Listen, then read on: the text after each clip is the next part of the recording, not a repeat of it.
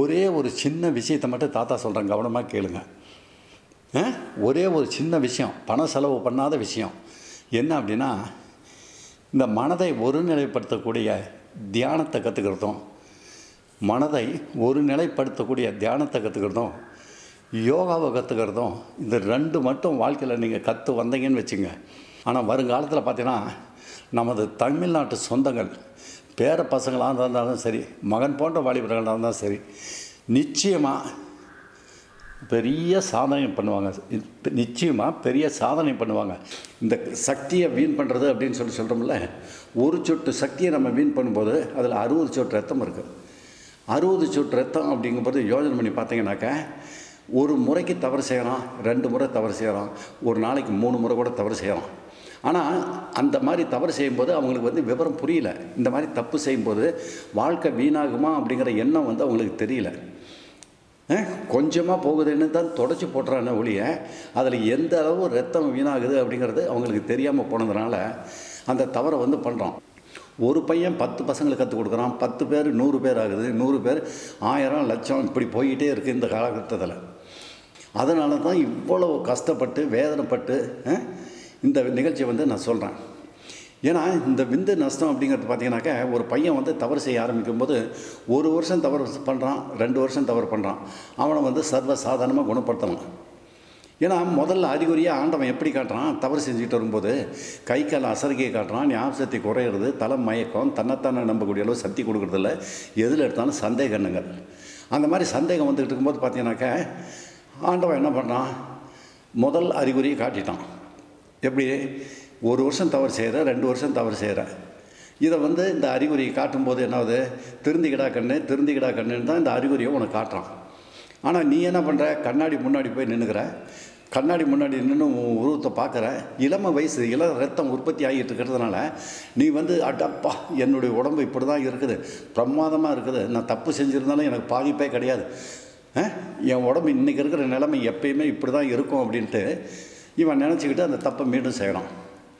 3 வருஷம் 4 வருஷம் போகும்போது என்னாகுது, ஆண்டவன் இன்னொரு அறிகுறியை காட்டுறான்.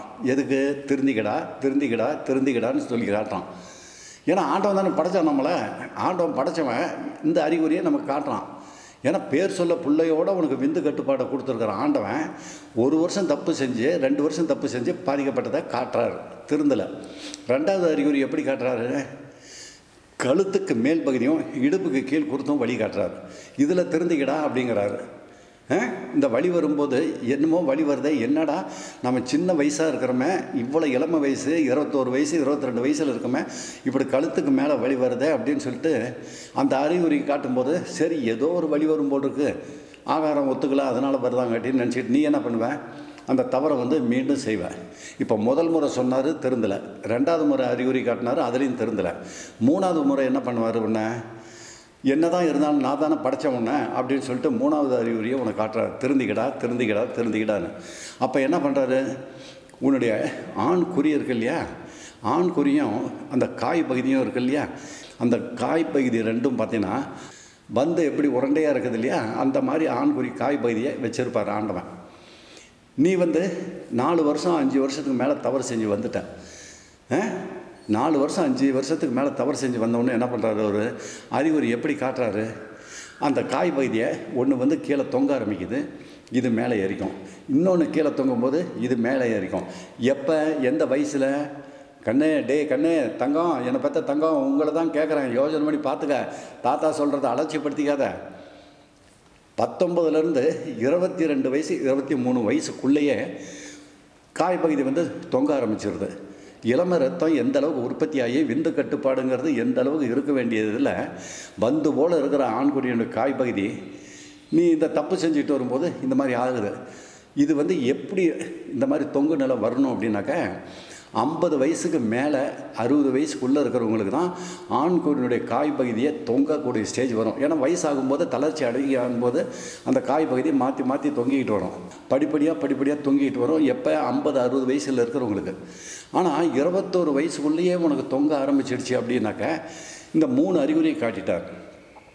திருந்திக்கடா திருந்திக்கடா திருந்திக்கடான்னு சொல்லிட்டு, நான் படைச்சேன் உன்னை, நீயே திருந்து, நான் அதுக்கு அறிகுறி காட்டுறேன்னு சொல்லிட்டு சொல்கிறாரு. 3 முறை சொன்னார், நீ கேட்கல. 4வது முறை என்ன சொல்கிறாரு, இன்னொரு அறிகுறியை காட்டுறாரு. அந்த அறிகுறி கவனமாக நீ கேட்டுக்கணும். இப்போ ஏமாந்து விட்டுறாத, கோட்டை விட்டுறாத, உன் வாழ்க்கை ஜெயிக்கணும் அப்படிங்கிறதுக்காக தான் தாத்தா அந்த நிகழ்ச்சியை சொல்கிறேன். புரியுதா உனக்கு? 4வது அறிகுறி எப்படி காட்டுறாரு, 2 காய் பகுதியும் இப்படி இருக்குதுன்னு வச்சுக்க. 2 காய் பகுதியும் இருக்கும்போது உன்னுடைய ஆண்குறி என்ன ஆகும், கீழே வந்து தொங்கிடும். எப்போ 6 வருஷம் 7 வருஷத்துக்கு மேலே தவறு செஞ்சுக்கிட்டு வரும்போது, முதல் வருஷம் தவறு செய்கிற ஆண்டவன் திருத்துறான், கேட்கல. 2வது தடவை சொல்லி அதுலேயும் கேட்கல. 3வது தடவை சொல்லி திருத்தி அதுலேயும் கேட்கல. 4 தடவை இப்போ சொல்கிறாரு, உன்னுடைய காய் பகுதி 2 இப்படி இருக்கும்போது ஆண்குறி வந்து கீழே விழுந்துடும். அந்த மாதிரி கீழே விழுந்துருச்சு அப்படின்னா அதை வந்து செயலிழக்க ஆரம்பிச்சிடும். செயலிழக்க ஆரம்பிக்கும்போது எப்படி வருது, ஒரு பெண் வந்து பக்கத்தில் உட்காந்து உன் ஆண்குறியை தொட்டால் கூட அந்த விரைப்புத்தன்மை கிடைக்காது. ஒரு பெண் வந்து பக்கத்தில் உட்காந்து ஆண்குறியை தொட்டால் கூட விரைப்புத்தன்மை கிடைக்காது. அந்தளவுக்கு அந்த சூழ்நிலை வந்துடுது. இப்போ என்ன ஆகும், உனக்கு அந்த தொங்கு நிலை வந்ததுக்கப்புறம் தான் உனக்கு பயமாகுது. ஐயோ, 6 வருஷம் 8 வருஷத்துக்கு மேலே தவறு செஞ்சிட்டுமே, இந்த கைப்பழக்கத்தில் இத்தனை வருஷமாக தவறு செஞ்சுட்டு வந்திருக்கிறோம். சின்ன வயசில் அப்படியே நின்றுட்டு பார்த்தாக்கா எப்படி இருக்க வேண்டிய நம்ம உடம்பு, திடகாத்திரமாக இருக்க வேண்டிய உடம்பு, அந்த ஆண்குறி காய் பகுதியெல்லாம் எப்படி இருக்க வேண்டியது, இன்றைக்கி இந்த மாதிரி தொங்கி போய் ஆண்குறியை செயல் இழக்கக்கூடிய அளவுக்கு வந்துருச்சு. அப்படிங்கும்போது தான் அவனுக்கு வந்து மனசுக்குள்ளே ஒரு பயம் வரும். அந்த பயம் எப்படி வருது அப்படின்னா, என்ன அதாவது பல நண்பர்கள்ட்ட பேசுகிறது கூச்சத்தை கொண்டு பண்ணும், சொந்தக்காருக்கு முன்னாடி போனால் வெக்கத்தை ஏற்படுத்தும், மனசுக்குள்ளே பயத்தை அதிகப்படுத்தும். இந்த 3 தான் சைக்காட்டிக்காக மனநல பாதிக்கும். முதல்ல வந்து பல நண்பர்கள்ட்ட பேசுகிறது கூச்சம், சொந்தக்காருக்கு முன்னாடி போனீங்கன்னா வெக்கம், மனசுக்குள்ளே பயம் வந்து அதிகரிச்சிடும். இந்த பயம் ஆகும்போது தான் அப்போ என்ன நினைப்பான், தன் நண்பன்கிட்ட சொல்லுவான், டேய் சேலம் சிவராஜ் தாத்தா இந்த நிகழ்ச்சியை வந்து சின்ன திரையில் சொல்லிக்கிட்டே இருந்தார், எத்தனை வருஷமாக சொல்லிகிட்டு இருக்கிறாரு, நம்மளும் தான் பார்த்துக்கிட்டு இருக்கோம், அதை அலட்சியப்படுத்திட்டு போனோமே, இப்போ சேலம் சிவராஜ் தாத்தா சொன்ன மாதிரி வந்துருச்சேடா அப்படின்னு போகும்போது தான் நண்பன்கிட்ட சொல்லி இந்த விஷயத்தை பகிர்ந்துவான். அவன்கிட்ட சொன்னோன்னே என்ன சொல்லுவான் அவன், ஆமாடா எனக்கும் அதே மாதிரி தான்டா இருக்குது, நான் வந்து 7 வருஷத்துக்கு மேலே போயிட்டேன்டா, நீ எத்தனை வருஷம் தவறு செஞ்சுருக்கேன்னா நான் 8 வருஷத்துக்கு மேலே போயிட்டேன், 9 வருஷம் வந்துருச்சுப்ப அப்படின்னு சொல்லுவான். அப்போ சொல்லிக்கிட்டு இருக்கும்போது என்ன சொல்லுவான், இதுக்கு என்னடா பண்ணலாம் அப்படிங்கும்போது, டே சேலம் சிவராஜ் தாத்தா நம்ம தாத்தாடா, சேலம் சிவராஜ் தாத்தா நம்ம சொந்த தாத்தா. அது அந்த சேலம் சிவராஜ் தாத்தாட்ட போய், தாத்தா இப்படி இருக்குது தாத்தா, என்ன தாத்தா பண்ணுறது, ஏது தாத்தா பண்ணுறது, நம்ம போய் விளக்கம் கேட்கலாண்டா அப்படின்னு அந்த நேரத்தில் தான் நினைப்பான். ஆண்டவன் என்ன சொல்கிறாரு, முதல் முறை சொன்னார் கேட்கல, 2வது முறை சொன்னார் கேட்கல, 3வது முறை சொன்னார் திருந்திக்கிடான்னு சொன்னார் கேட்கல, 4வது முறை திருந்திக்கிடான்னு அதுக்கும் அறிகுறி காட்டினார், அதுலேயும் திருந்தலை. இப்போ 5வது முறை என்ன பண்ணிட்டாரு, நீ நின்றுக்கிட்டு இருக்கிறன்னு வச்சுக்க. நின்றுக்கிட்டு இருக்கும்போது இப்போ சாதாரணமாக உன்னுடைய ஆண்குறியை பார்த்தீங்கன்னா இப்படி பார்த்தாவே உன் ஆண்குறி தெரியும் இல்லையா, என்ன நீளம் இருக்குது, 4 அங்குலமா 6 அங்குலமா அப்படிங்கிற நீளம் உனக்கு தெரியும். அதனுடைய பருமனை பார்த்தீங்கன்னா உனக்கே ஆசையாக இருக்கும், அப்படியே அப்பா இந்த அளவு சைஸில் இருக்கா அப்படின்னு சொல்லிட்டு. அந்த காய் பகுதி பார்த்தீங்கன்னா அப்படியே பந்து மாதிரி ஓட்டி இருக்கக்கூடிய ஸ்டேஜில் இருக்கிறது நீ இப்படி நின்றுட்டு இருக்கும்போது பார்த்தீங்கன்னாவே தெரியும். ஆனால் 8 வருஷம் 9 வருஷத்துக்கு மேலே நீ தவறு செஞ்சுக்கிட்டே வந்துட்டேன்னு வச்சுக்க, அந்த மாதிரி தவறு செஞ்சுட்டு வரும்போது இந்த பாதிப்பை வந்து அதிகமாக காட்ட போகிறாரு. எப்படி காட்ட போகிறாரு, டே இத்தனை முறை நான் சொன்னேன் நீ திருந்தலை, மனுஷனாக வாழக்கூடிய அளவுக்கு தகுதியை வந்து இழந்துட்ட, என்ன தான் கலாச்சாரம் மாற்றினாலும் என்ன தான் கலாச்சாரம் மாறி போயிருந்தாலும் இவ்வளோ தப்பாக செஞ்சு உன் வாழ்க்கையை வீண் பண்ணுவேன் அப்படின்னு சொல்லிட்டு ஆண்டவன் மனசு நொந்து போய் வேதனைப்பட்டு இனிமேல் உன்னை திருத்தவே முடியாது, ஏன்னா இதுலேயே நீ மூழ்கி போயிட்ட அப்படின்னு சொல்லிட்டு ஆண்டவன் என்ன பண்ணுறாரு, கடைசியாக முத்திரை குத்துறாரு. உனக்கு தமிழ்நாட்டில் உள்ள அத்தனை மகன் போன்ற வாலிபர்களுக்கும் இந்த தவறை செஞ்சுக்கிட்டு வரும்போது 22 வயசு 23 வயசு 27 வயசு கடைசி, இந்த 27 வயசுக்குள்ளே இன்றைக்கி தமிழ்நாட்டில் இருக்கிற அத்தனை மகன் போன்ற வாலிபர்கள் அத்தனை பேத்தியினுடைய ஆண் குறியும் பார்த்தீங்கன்னா ஆண்டவன் என்ன பண்ணிட்டாரு, முத்திரை குத்திட்டார். முத்திரை குத்தினா என்ன ஆகும், ஆண்குறி 2 அங்குலம் 2 அங்குலத்துக்குள்ளே ஆண்குறி இருக்கும். ஏன்னா 1 வருஷம் தப்பு செய்யலை, எத்தனை வருஷம் தப்பு செஞ்சு வந்திருக்க. மனைவிக்கிட்ட போய் ஒரு பெண்ணுக்கிட்ட போய் இன்பத்தை அனுபவித்து குழந்தையை பெற்று சந்தோஷமாக இருக்கக்கூடிய அளவுக்கும் அந்த பெண்ணை சந்தோஷப்படுத்தி வைக்கிறதுக்காகவும் தான் விந்து கட்டுப்பாடை கொடுத்துருக்காரு. உனக்கு நடவோட பாவனை, ஓடி ஆடி வேலை தெம்பு, உற்சாகம், மகிழ்ச்சி எல்லாம் கொடுத்துருக்குற ஆண்டவன் நீ மனம் போன போக்கில் தவறு செஞ்சுட்டு வரும்போது கடைசியில் உன்னுடைய ஆண்குறியை 2 அங்குலத்துக்குள்ளே செருக்க வச்சுட்டார். செருக்க வச்ச உடனே என்னாகும், நீ அந்த ஆண்குறியை பார்த்ததுக்கப்புறம் தான் உனக்கு அப்படியே குண்டி குடலெல்லாம் நடுங்கும், குண்டி குடலெல்லாம் நடுங்கி போகும். நடுங்கி போயிட்டு ஐயோ சேலம் சிவராய் தாத்தாட்ட தான் நான் போகணும்னு நினைப்பேன்.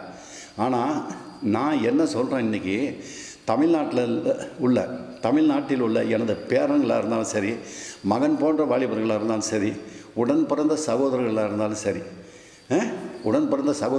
சரி, அதே மாதிரி கர்நாடகாவிலேருந்து, கேரளாவிலேருந்து, ஆந்திராவிலேருந்து வர நம்மளது தமிழ்நாட்டு பேர பசங்க அத்தனை பேர்த்தையும் சரி, நான் என்ன சொல்கிறேன் அப்படின்னாக்கா, ஆண்டவன் வந்து இந்த மாதிரி 2 அங்குலத்துக்குள்ளே சிறுத்து போய் சின்னதாகி போய் குணப்படுத்த முடியாது அப்படிங்கிற ஸ்டேஜுக்கு கொண்டுட்டு வந்து விட்டுட்டார்.